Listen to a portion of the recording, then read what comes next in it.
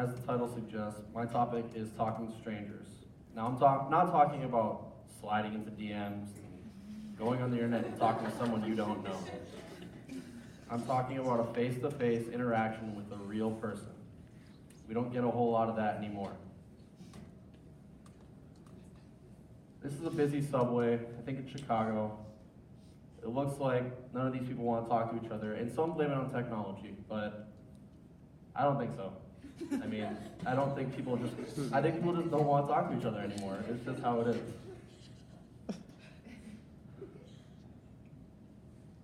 I'm trying to change the stigma of about people you don't know. Person in line at the mall is not going to abduct you. I'm going to talk about the effects it has on you, the effects it will have on others, and how you can start the conversation.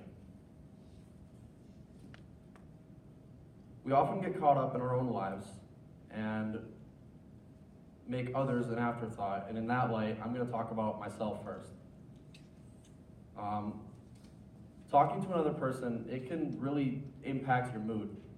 It can get you in a better mood, it can be more uplifting, and you're just in a better mood afterwards.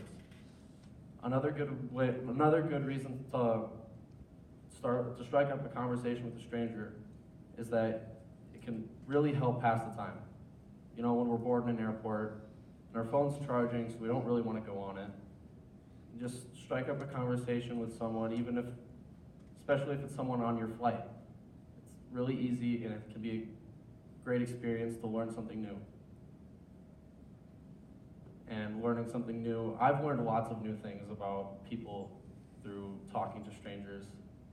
I learned about, I can't think of them off the top of my head obviously, but I learned about new people and about what other people do for their jobs, and it was really eye-opening experience. So I've touched on the effect it has on others. Now let's talk about the quote-unquote stranger. First, I'd like to say stranger is kind of a weird term. I mean, just because you don't know someone doesn't make them strange, right?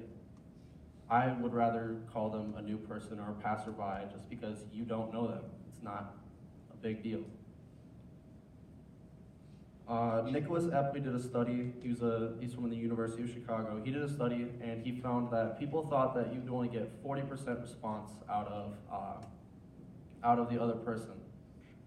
Well, the people thought they'd only get 40%. And they actually did the study. The response was 100%, meaning they are going to talk to you. You don't have to worry about them shutting you down.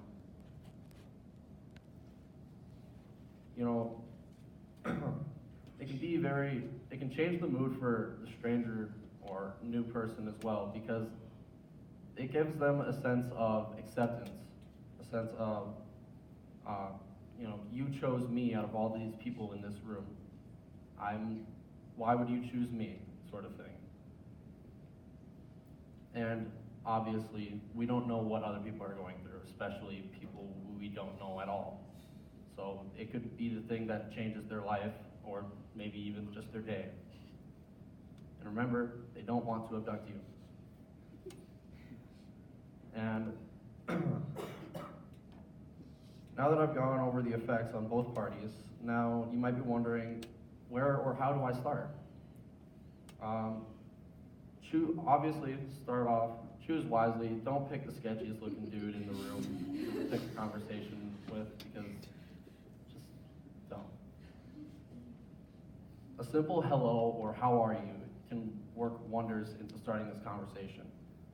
It doesn't have to be something super profound. You don't have to quote Aristotle to start a conversation with someone. Talk about the weather. People like to complain about snow and cold. Everyone can bond over that. You can do a compliment.